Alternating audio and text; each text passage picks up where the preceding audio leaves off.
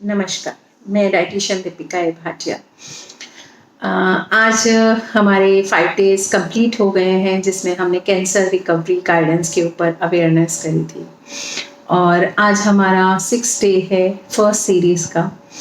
और जैसे कि मैंने पहले आप लोगों से बोला था कि मंडे टू फ्राइडे मैं हमेशा आपके साथ रहूँगी और आपको कैंसर अवेयरनेस के बारे में या कैंसर के डिज़ीज़ के बारे में बताती रहूँगी।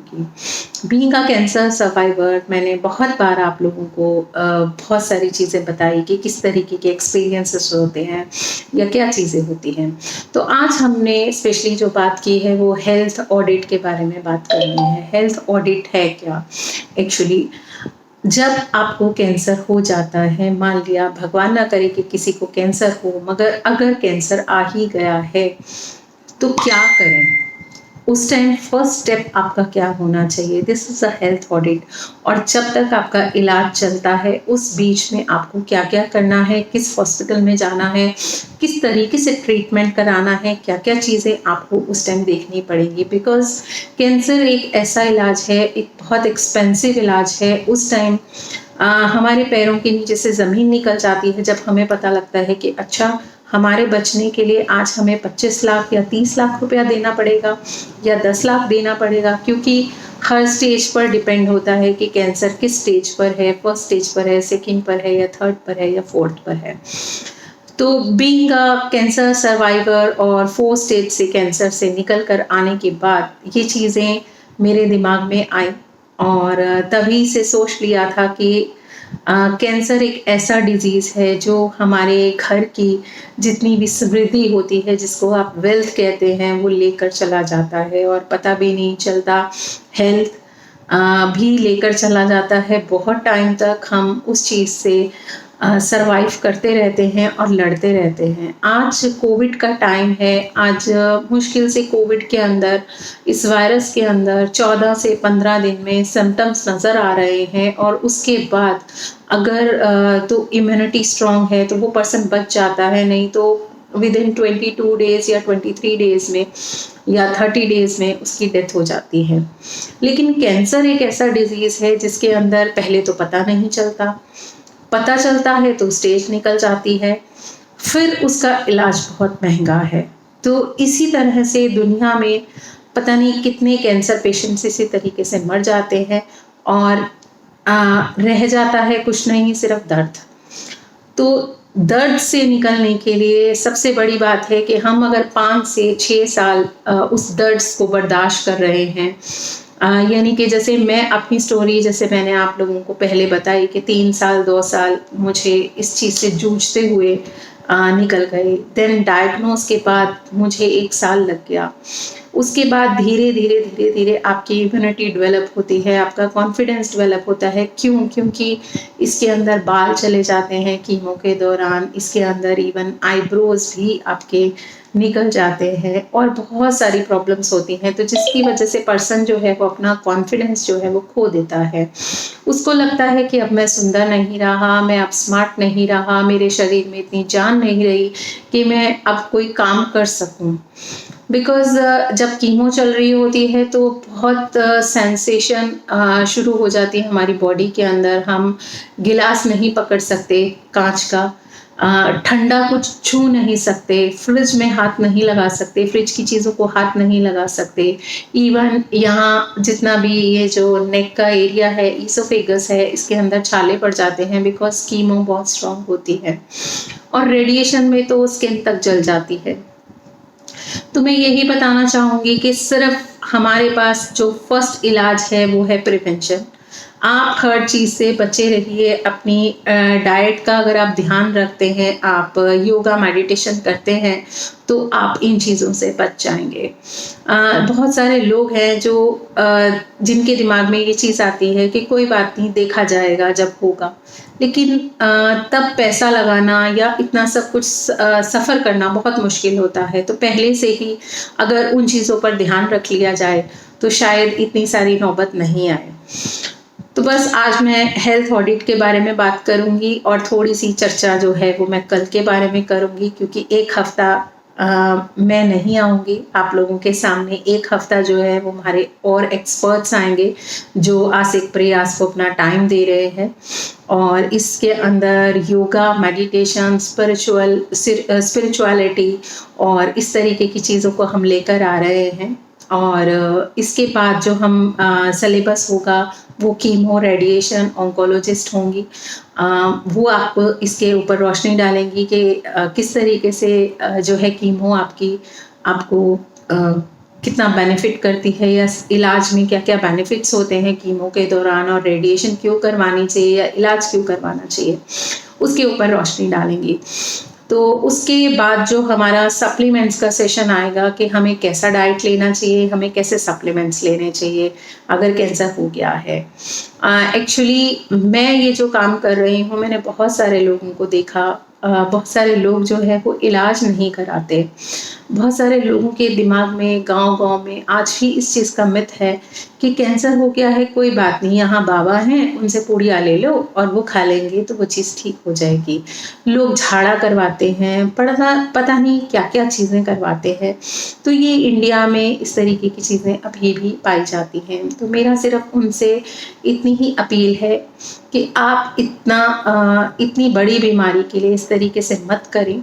आप कोशिश करें, अच्छा खाएं पहले तो, और अगर ये बीमारी आ भी गई है तो आप उसका इलाज कराइए, आप इधर-उधर नहीं भटकें। तो अब हम बात करते हैं हेल्थ ऑडिट की। तो हेल्थ ऑडिट में हम क्या कहते हैं, मेरा एक्सपीरियंस यही रहा, बाकी बहुत सारे लोगों के एक्सपीरियंस मेरे साथ है, और कल हम एक इंटरव्यू भी करेंगे। मेरे साथ होंगी कैंसर सर्वाइवर मोनिका विरमानी, जो आपको बताएंगी कि किस तरीके से उन्होंने इस फेस को डील किया। मैं आज अपना फेस बताती हूँ। जब मुझे पता चला कि मुझे कैंसर है, आफ्टर सर्जरी मुझे ये चीज़ पता चली। पता तो पहले थी, लेकिन मेरे घर वालों ने मुझसे छुपा लिया था। लेकिन कैंसर जब होता है, सबसे पहले जो हमारे दिमाग में आता है कि हम ये इलाज कहाँ से कराएं। अब पता चल गया कैंसर है, अब इलाज कहाँ से कराएं। तो हमारे गवर्नमेंट बहुत सारे दिल्ली के अंदर इस तरीके से हॉस्पिटल्स हैं। दिल्ली स्टेट गवर्नमेंट का है इंस्टीट्यूट है, cancer institute, Delhi state cancer institute. ये बहुत अच्छा एक इंस्टीट्यूट है।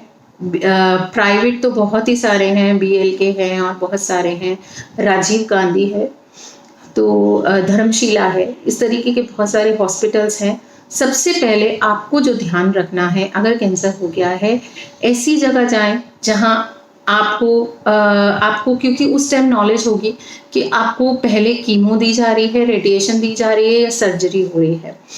तो अगर तो सर्जरी हो रही है तो ऐसे हॉस्पिटल में जाएं जहां सर्जरी का भी प्रोविज़न हो, और जहां पे हर टेस्ट अवेलेबल हो, और साथ में ऑन्कोलॉजी का भी प्रोविज़न हो। अगर रेडिएशन के उससे जाते हैं तो ऐसा हॉस्पिटल चेक करना चाहिए जिसके अंदर रेडिएशंस हो और न्यू मशीन्स हो। दिल्ली गवर्नमेंट जो हॉस्पिटल मैं आपको बता रही हूँ, उसके अंदर हर तरीका का प्रोविज़न है। ये गवर्नमेंट हॉस्पिटल ज़रूर है, लेकिन इसके अंदर बिल्कुल 5 स्टार फैसिलिटीज़ हैं। तो ये गवर्नमेंट का है, इसका खर्चा भी कम है। और बहुत सारे प्राइवेट हॉस्पिटल्स हैं जिसके अंदर 1 कीमो का ऑलमोस्ट 30,000 खर्चा है, 30 to 35,000 खर्चा है। तो इस तरीके से आप इस चीज़ को सोच सकते हो कि जहां आपका खर्चा भी कम हो और जहां आपका इलाज सही हो। सबसे बड़ी बात है जो आपका हॉस्पिटल इलाज सही करे और डॉक्टर्स आपको सही सलाह दें।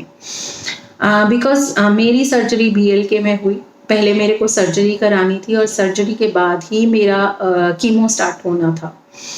और बहुत सारे लोग हैं जो बहुत सारे हॉस्पिटल्स में भटक कर रह जाते हैं। कोई एम्स में दिखा रहा है, फिर वहाँ से आएगा, हमें डॉक्टर नहीं समझ में आया, देन वो गंगाराम में जाएगा। और बहुत सारे लोग जो हैं वो इस तरीके से 2 से 3 ओपिनियन लेते हैं, और 2 से 3 ओपिनियन लेने भी चाहिए। लेकिन कैंसर का जो इलाज है या कैंसर सेल्स हैं, वो इस चीज़ को नहीं देखते कि आप कितना टाइम उसके अंदर लगा रहे हैं। वो फैलता चला जाएगा और ज़िंदगी हाथ से निकल जाएगी। तो आप कोशिश करिए इस चीज़ के लिए कि जल्दी से जल्दी ओपिनियंस लीजिए, अपनी जिससे भी ओपिनियन लेनी है जल्दी से जल्दी लीजिए और डिसीज़न जल्दी लीजिए। और हमारा कैंसर अवेयरनेस का जो प्रोग्राम है आसिक प्रयास का, वो इसी तरीके से चलता भी रहता है, आगे भी हम यही काम करते रहेंगे।